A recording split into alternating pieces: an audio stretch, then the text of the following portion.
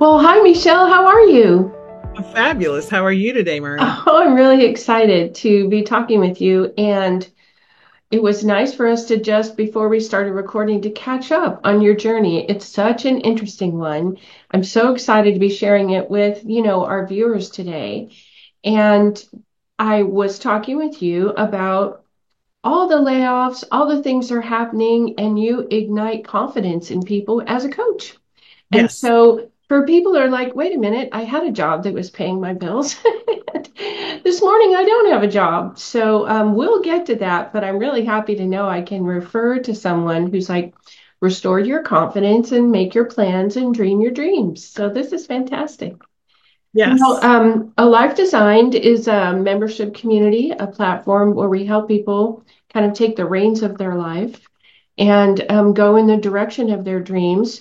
And there's nobody better to speak to that than you because you have moved in the direction of your dreams and now help other people do it also. So, do you want to share a little bit about your background and how you've designed your life? Yeah, so it would curious how far back do you want, Well, would you no, I know there's a little cross-country trip, and I know yeah. you're a speaker and a coach. You've done a lot of interesting things. So wherever you feel comfortable, because we want our viewers to understand you've been there, you've done that, and you can inspire confidence in them too. Yes. Okay. Well, I'm going to just give a highlight from I'll go a little bit back to let people know that I was raised in a urban area. I come from a background where there was alcoholism and abuse in my household. Mm. So I was met with some of that, which basically eroded my confidence when I was a teenager. Mhm. Got into trouble, was incarcerated at 20. Oh my So goodness. that actually was a catalyst for me to recognize that period of incarceration was not something I enjoy.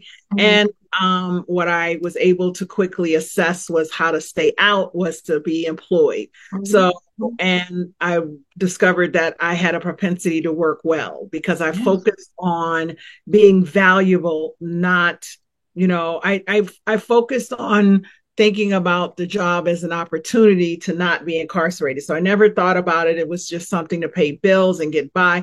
It was always initially, I didn't have to, as long as I had a job, I'd stay out. And after that, I discovered that how you keep a job is there was two ways that I saw people kept jobs. One was the boss liked them, right?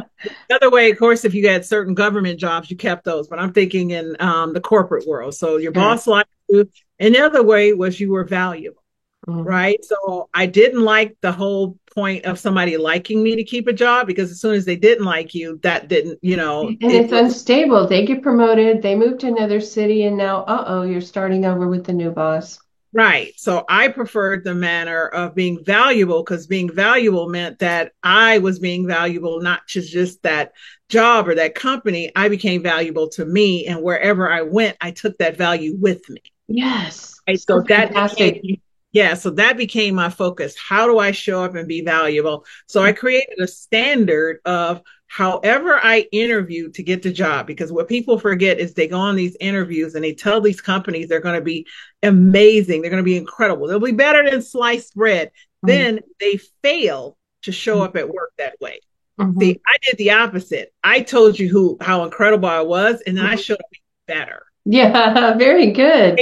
So that became the standard, and what it created was opportunity. Mhm. I actually almost every company I ever worked for, I would there would be an angel or a mentor or someone who would speak into me and Mhm. create an awareness for the next level of opportunity. I remember at one point early in my career, I loaded trucks at UPS, and someone asked me about college, right, or just different things, and I was like, well, I don't know, like, so there was different conversations that I ended up having with people who were higher up who saw Mhm. my integrity and the consistency of my work, right, They which I saw possibilities for you, you didn't see yes, for yourself. that I didn't see for myself because Mhm. I was also highly spoken about in my by my colleagues, Mhm. right?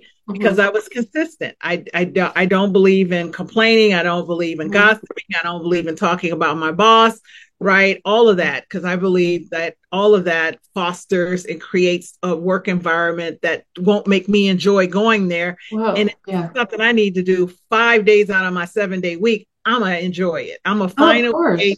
to make it work for me. And that's why people struggle. So even in the face of if you've been recently let go, Mhm. right?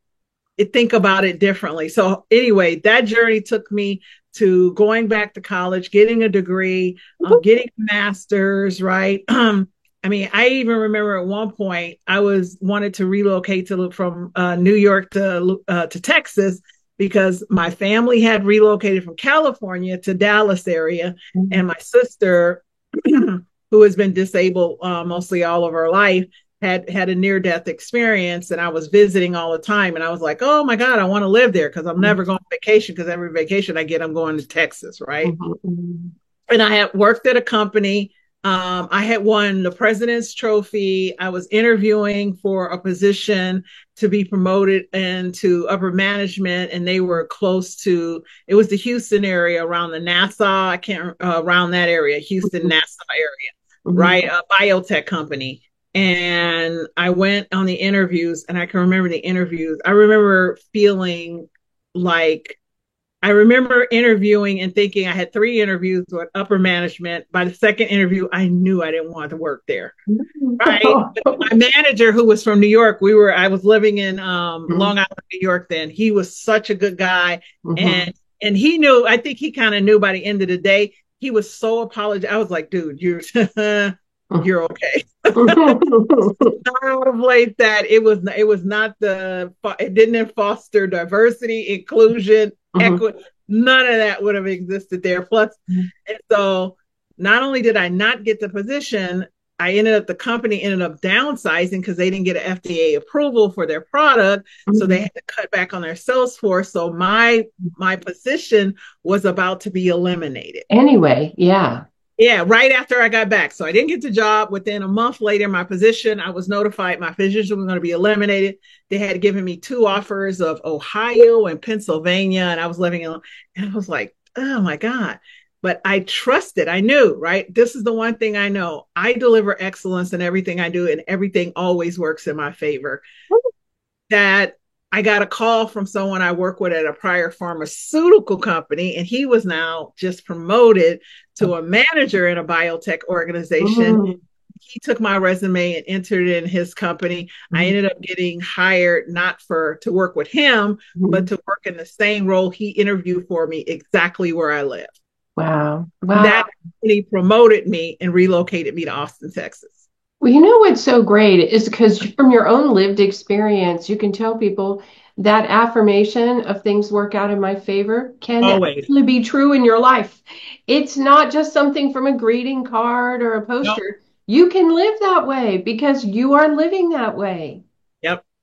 And that so that the challenge, and so relocating to Austin, my sister was in Dallas, she had improved from near death, came down to visit. We found Crisco Rehab Center because she's legally blind. She Mhm. ended up going to that for 9 months, then stayed with me in Austin for a while. She got a little bit sicker. um, Mhm. her disease progresses, sickle cell. She had to relocate back to her with our parents in Dallas, and then they asked me to relocate because she got even sicker, and they're older now, everybody's Mhm. aging. And so Mhm. that's how I ended up in Dallas. So my life has been designed to align with, where I am. Like I have these moments in life. Like I remember I was working at the biotech company. My sister was living with me and in Austin, and I was going to visit her, and I was making cupcakes to take to her and her dorm mates, and I was standing in the kitchen. I never forget. It was just like it fell upon me that, oh my God, she can't go back to Dallas, like, because my parents live in a place where there's no public transportation, and she just Mhm. learned how to be free. And Mhm. I Mhm. asked her, right, do you want to stay here? And then she said yes. And then once she stayed there, Mhm. I was trying to do a 10-state sales territory with Mhm. her being someone who, if she gets sick, we've got to be in the hospital within the hour. Oh And gosh. if I'm in Arkansas, there's no direct flights. If I'm in Right, right. Nebraska, right, it would take me at least 8 to 10 hours to get back. And I was like, this is Mhm. not the commitment of her aid, right? Mhm. So I left that company, got invited to and I'll say it, eWomen Network. Yeah. I heard Patty DiNucci give a Yeah. talk, and she talked about vision versus goals. And I realized I had been chasing goals and I had no vision, Mhm. right? I was attempting to acquire, I was attempting to catch up because I felt like I had done this bad thing early in my life and I was trying to get the A off my chest, so to speak. The Mhm. more I had acquired and obtained, the more status, the more money, the Mhm. bigger title, the better company, it would make me feel better about who I was. And that's not actually what caused me to feel better about me. Well, Not you know what's so exciting in your description there is another big question today. People resisting return to office, they want to continue to work from home because of the work-life balance they've developed. And yes, here you are describing work-life balance. You know, yes. in your family situation, you have this kind of obligation with your sister, and that rearranged what you are available for work. But good things come to you when you know what you want and you have vision for it. So work-life balance is absolutely possible. You're again another example of that. Yes, exactly. And I would say, so there was a word you used that I rarely, if ever, use in my commitment to who I am becoming and who I've become, obligation. It's a choice. Mhm. I chose to say yes to my sister because obligation actually creates an overwhelm and frustration. Mhm. It's a word that derives a negative connotation. So Okay. it was a commitment that I made to her. And Mhm. and I will say in that period when I initially felt like it was obligation, there was frustration too. Sure, Right. sure. But when I actually went back and said, she didn't make you do this, you chose to do this. And if you're That's going to right. do it well. So Right. that's where I always go back to the choice. Whenever I'm committed to do something, Mhm. it always works out well when I remember I chose to do this. So Yes. well, and the outcome always ends up working in favorably. Can you speak a little bit to what you kind of inferred, the difference between the standard success ladder? Well, you know, I was a director and then I was a regional director and then I was a vice president and now I fly first class. Whatever those ideas are about, now I know I'm a success because I'm modeling what I've seen in the movies or in TV or how my friends talk about what success looks like. And Yes. you wanted more. You wanted a successful life, not just successful work. Yes, yes. So what I was seeking and what every human being is searching for, believe it or not, is they're looking for satisfaction and fulfillment. Mhm. Um, and the interesting thing about that is an internal gain, Mhm. right? Mhm. That cannot will never be filled from the outside. Mhm. That's the challenge of life by design. When you actually recognize and realize that the life that you currently exist in, when you take pause, Mhm. will understand that you are the creator of that. Yes. Until you acknowledge and accept that even if it's chaos, even if Mhm. it's complete chaos, you Mhm. created it. Until you become accountable and responsible to that, you cannot change it. And that's the problem. People want change without the responsibility and the accountability.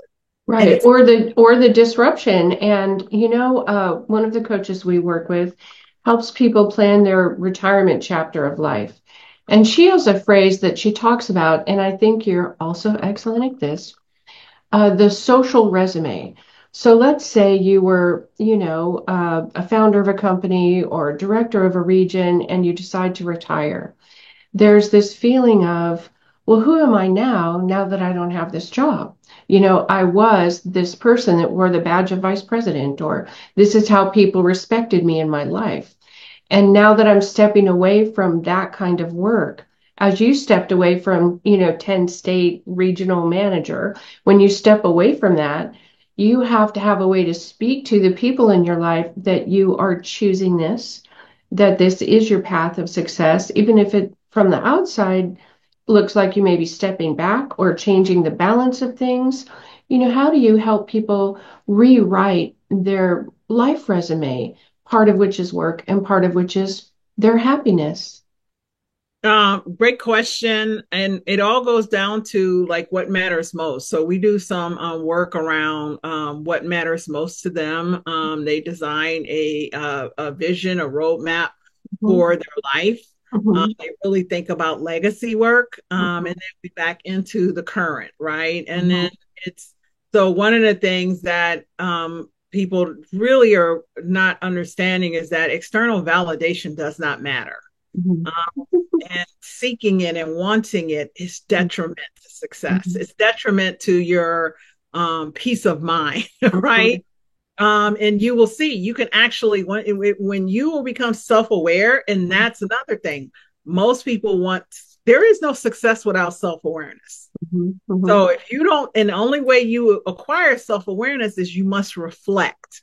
You mhm, must take pause and reflect. The mhm, average human being doesn't do anything to pause or reflect. They are just running mhm, 900 miles an hour. This is why we have burnout. This is why we have, you mhm, know, people in our country, they just fall apart. And even when people retire, they mhm, end up depreciating really fast because when you don't do something meaningful, mhm. it's life is not enjoyable. Right. I know some of the most miserable retired people, all they do is complain. They watch the news all day That's and right. they complain. So retirement is almost a blight Mhm, because, in predating society of retirement, people were useful. They had roles within their communities that mhm. had them have value. And Yes. without that value and worth, as you talked about, it Mhm. just really becomes frustrating to be a human being in this world. And that's what I Even- think about. Most people, like when I ask people, who are you? mhm. You're like, you've probably done this. People can't answer. They can't Right. clear. What value do you bring? Mhm, What makes you special? mhm, Right? mhm. It's so amazing how few people I encounter can actually clearly answer that. Well, I think sometimes people, their lives carry them along like a river. They go to school, they end up getting trained in something that matches their natural skill set. It's computers, or it's management, or it's automobiles, or it's style, whatever your skill set is. And then you find jobs, and then as you get better at it, they pay you more money and you acquire things like houses and families and so on. And you're just kind of carried along the river without really checking the whole big picture. It's just, is this a 10% improvement over how I'm living now? This kind of little bit continuous improvement without ever asking the big questions like, but why am I in fashion? Why do I Yes, own an automotive repair shop? And I know in the coaching that I do, sometimes we find people who say, I've done this for 25 years. I'm over it. I'm kind of ready to be done with this. I had someone who is a digital marketer say, every day when I meet with a client, I hope they've brought me some sort of novel problem or challenge that I haven't solved before. But no, it's the same thing, and I've solved it many times before, and I'm adding value to my clients. But he said the juice has kind of run out of it. I'm not enjoying it like I used to. So giving people permission as a coach to explore, well, where is the juice? yes, What would give you fulfillment, even if you do it as a hobby or a side yes. hustle for a while, to just put the spring back in your step. You might have 5 more years till the mortgage is paid off, or other constructs that are real world concerns. But that doesn't mean you can't be happy. You can be pursuing things, and you give them permission to do that. Yes, yes. And it's like when you were talking about the guy who said, where's the juice? And so one of the things that people don't realize is that the part of the struggle is where you get the juice. Right. So which is counter to the culture of comfort that has been created. Right. Yes. We created so people don't want to be inconvenienced. They don't want to be uncomfortable, right? Mm-hmm. They want more certainty and safety when that's the antithesis of everything that makes life amazing. Mm-hmm. Mm-hmm. Right. So it's like they want amazing and they don't want all the things that are required to for amazing to be created. People want success without failure, and it's impossible. They Right. are two sides of the coin.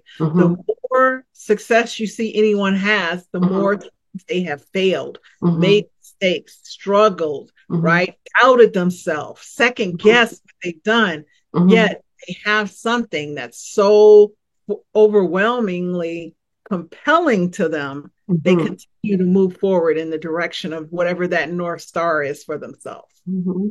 And that Well, most people don't have. They don't have a North Star. They don't have a center and a mhm, groundedness, and they're being pulled in all different directions all day long. mhm. There was an engineer who was looking at retirement, and we were still both working at Orange Co-working, so back in the day. And he said, I knew him through some community groups. We both served on committees and things. And he said, he's an engineer, so he has a spreadsheet and he's 5 years away from retirement. So it's now time to start planning, what's going to happen. And I said, I think I can give you some directions, but I also think there's another coach that might be better suited for you. And it was Paul Raspa who was in our office. Oh yeah. And yeah, and I said, I want you to talk to him. Come back to me if that's not a fit, but something tells me maybe it is. And so Paul sat him down and gave him a bunch of like white butcher paper and then a box of 64 crayons and said, draw me the picture of your future. That engineer lit up like a Christmas tree. He was like, I haven't used crayons since I was like 8 or 9. Wow, I'm going to make a picture of what I want my life to look. He was on fire. And I'm like, I'm so glad I referred him to Paul because I don't have crayons, in my process. And so different people with different processes, you try to get those matches going so that your goals, your dreams can be unlocked because then when they are, you can pursue them. So I love that you do that for people. Yes, yes. And it's right now, in the world we live in, it's the change has sped up. So it was Mhm. interesting. I remember doing, right after COVID, everybody, well, not everybody, I heard this conversation of people wanting it to go back to the way it was. And I'm just Right. like, that's impossible. We like it never goes back, right? The one thing you can't recreate is the past. So when you say I Mhm. want to go back to the way it was, you're Mhm. asking for the past to become the present, which is an impossibility. And Mhm. Mhm. you know, speed is just the change is just speeding up. It's not going to ever get any easier, Mhm. right? So it's interesting. We have more conveniences than Mhm. we've ever had in the history of mankind. Mhm. Yet I find it actually more difficult to Mhm. be a human than it's ever been in the history of man because the choices and Mhm. with most people not being grounded in who they are, well, how do you choose? So Mhm. you're not grounded in who you are, your choices, you're not confident in them, Mhm. you're second guessing them, you're Mhm. doubting them. Do you know the energy it takes to doubt a choice? Because when Yes. people are confident, they make a choice and they keep moving forward. And Like we've move heard forward the phrase, yeah, if you're doubting your choices yeah. because you're anchored to that choice and you're like every time you look and hear something or see something you're like, man, I shoulda woulda. So you're yeah, so it's like you can't even run a race. You can't even Mhm. run because you're Mhm.